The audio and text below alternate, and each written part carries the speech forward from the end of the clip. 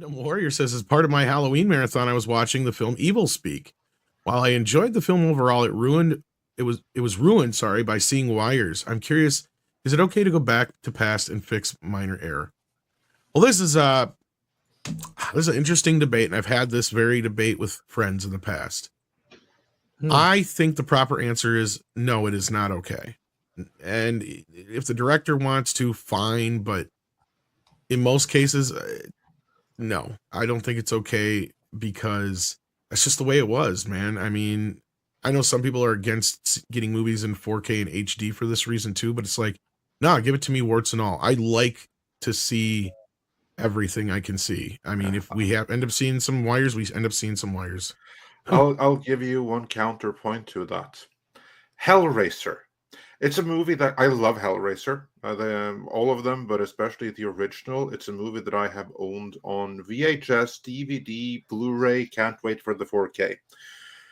And for each new and clearer version, I get more and more annoyed by seeing the wheels behind the engineer. I mean, they are so clear. So you're one of those. Yeah, like on the Blu-ray, I swear I can even hear the wheels squeaking.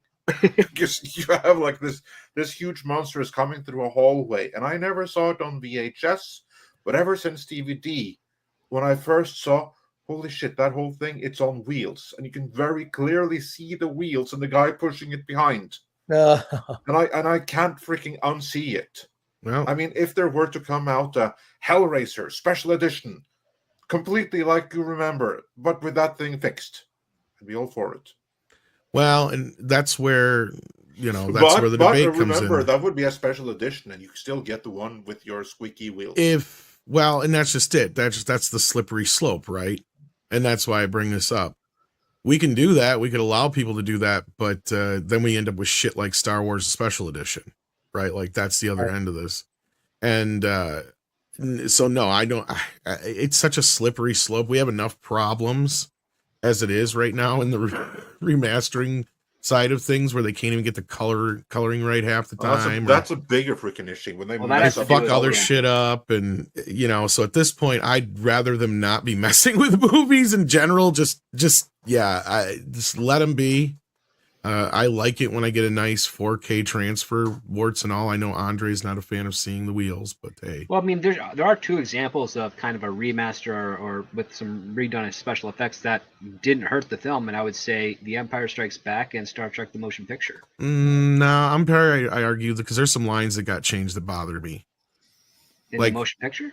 No, the motion picture is a good example. Strikes Back is not, because Strikes Back, other than that he technically didn't really change anything. There's like a couple lines in there he changed for no good fucking reason. Like when R2-D2 gets spat out in the original version, he says, you lucky you didn't taste so good. In all the new special editions, he said, you're lucky to get out of there alive. That always drove me fucking nuts. Like, he's not alive. He's a robot.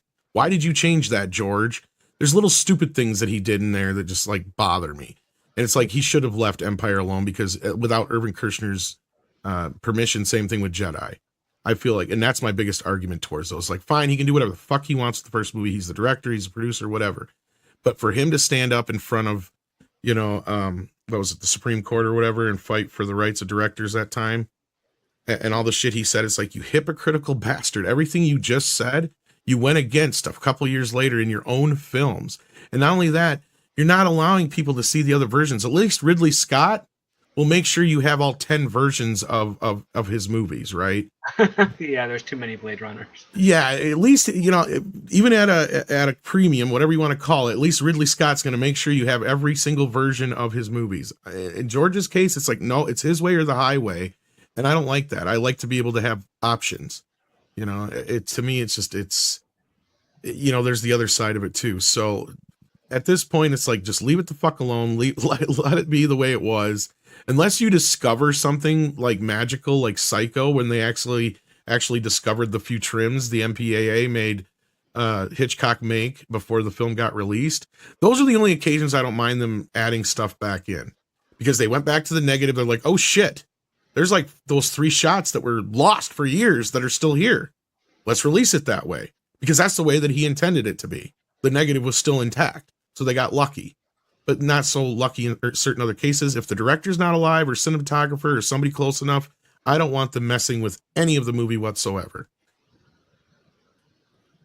I know that was long and drawn out, but I know, Andre, you disagree. So there is a debate to be had. No, I just want both versions available. You can mess with it all you want, as long as you leave the original. That's like my one. Yeah, I agree. As long as I don't mind fixes. There's a difference between fixes and changes. As you said, like the Richard Donner Superman bugs me just because he remixed the sound and it doesn't seem the same. So that stuff I don't like. But is there a way to kind of change the color grading to make it? I mean, look, the original Star Wars, you could see the matte lines, right? You could see the box around the TIE fighters if it was a print, because prints back in the day were inconsistent, and projection and presentation was inconsistent. So when things went to home video, whether it be Laserdisc, VHS, Beta, whatever, that stuff was never consistent.